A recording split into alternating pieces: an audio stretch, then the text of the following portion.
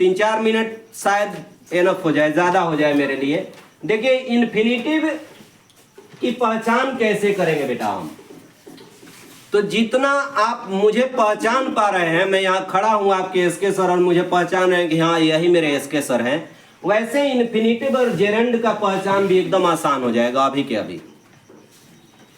तो इन्फिनिटिव की पहचान क्या है कि किसी भी वर्ब के तुरंत पहले, देखिए हमने लिखा भी है कि किसी भी वर्ब के तुरंत पहले हम क्या करते हैं, टू लगा देते हैं। क्या लगा देते हैं बेटे, टू लगा देते हैं, तो इन्फिनिटिव बन जाता है। कोई भी वर्ब, इंग्लिश ग्रामर का एनी वर्ब, कोई भी वर्ब उठाइए और उसके तुरंत पहले क्या जोड़ दीजिए, टू जोड़ दीजिए, बन गया इन्फिनिटिव। भारी लग रहा है, भारी लग रहा है क्या, रिस्पॉन्स नहीं आ रही है, ये भारी लग रहा है, इन्फिनिटिव बनाना भारी लगा नहीं। किसी भी वर्ब के तुरंत पहले क्या जोड़ देना है, टू जोड़ देना है। जैसे गो, गो मीन्स जाना, इसका इन्फिनिटिव बनाना है तो क्या करेंगे, इसके तुरंत पहले टू जोड़ देंगे, टू गो। ऐसे ही प्ले मीन्स खेलना, और इसके पहले टू जोड़ दिए तो टू प्ले, इन्फिनिटिव हो गया। मेरे ख्याल से ये जो भी हम लिखे, to go, to play, to eat, to run, to love, ये जो भी हमने लिखा आपका वर्ब, इस वर्ब के तुरंत पहले हमने क्या क्या लिख दिया है, टू लिख दिया है। क्या लिख दिया है, टू। इसीलिए ये क्या बन गया है, इन्फिनिटिव बन गया है। दिमाग में आ गई मेरी बात। अब हम बात करेंगे जेरंड पर। जेरंड के लिए देखिए हमने लिखा है कि जबकि किसी भी वर्ब के तुरंत बाद, क्या तुरंत बाद, उसमें ING जोड़ देंगे। क्या जोड़ देंगे बेटा, ING जोड़ देंगे। जैसे हम ING जोड़ेंगे तो उसका जेरंड रूप बन जाएगा। जैसे अब इसी सेंटेंस, इसी जो है वर्ब को उठाए गो, और गो में ING जोड़ दिए तो क्या बन गया, गोइंग। ऐसे ही प्ले, प्ले मीन्स खेलना, ING जोड़ दिए लास्ट में तो प्लेइंग, जिरंड बन गया। ऐसे ही ईट मीन्स खाना, ING जोड़ दिए, ईटिंग हो गया, जेरंड हो गया। रन में देखिए डबल एन हम किए हैं, ING कर देंगे, रनिंग, जेरंड बन गया। ऐसे ही लव में कर देखिए ई हटाए हैं हम, जब ING लगता है तो ई हट जाता है, तो यहाँ हमने ING जोड़ दिया, लविंग, यानी यह क्या, जेरंड रूप बन गया।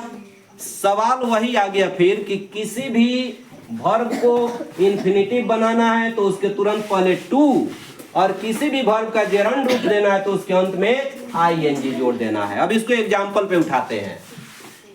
एग्जाम्पल में हमने यहाँ लिखा है कि झूठ बोलना पाप है। झूठ बोलना पाप है, मतलब एक पाप है, ये यहाँ छुपा हुआ है, साइलेंट है, ठीक है।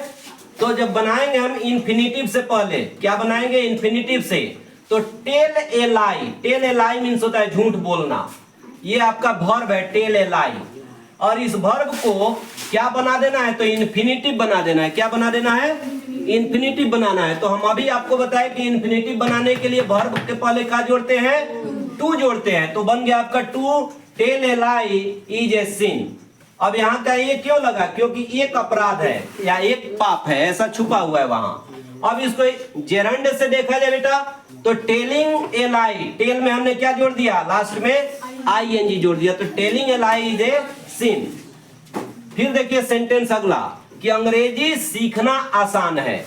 अंग्रेजी सीखना, ये क्या है, वर्ब है, अंग्रेजी सीखना यानी लर्न। लर्न क्या है, वर्ब है। तो इस वर्ब का यानी लर्न का इन्फिनिटिव रूप बनाना है तो क्या करेंगे हम, इसके तुरंत पहले टू जोड़ देंगे, यानी सेंटेंस आपका बन रहा है to learn English is easy. To learn English is easy. इसी का जब जेरंड रूप हम बनाने जाएंगे तो ING जोड़ेंगे किस में, लर्न में, यानी learning English is easy. Learning में ING क्यों जोड़े, क्योंकि जेरंड रूप बना रहे हैं। एक और सेंटेंस उठाएंगे हम कि खेलना लाभदायक है, तो खेलना क्या है, आपका वर्ब है। खेलना क्या है, वर्ब है, यानी प्ले, प्ले मीन्स खेलना। इसका बनाना है क्या है लड़का, इस प्ले का यानी वर्ब का इन्फिनिटिव रूप बनाना है, तो हमने बताया कि इन्फिनिटिव बनाने के लिए तुरंत पहले टू जोड़ देना है, यानी टू प्ले इज यूजफुल।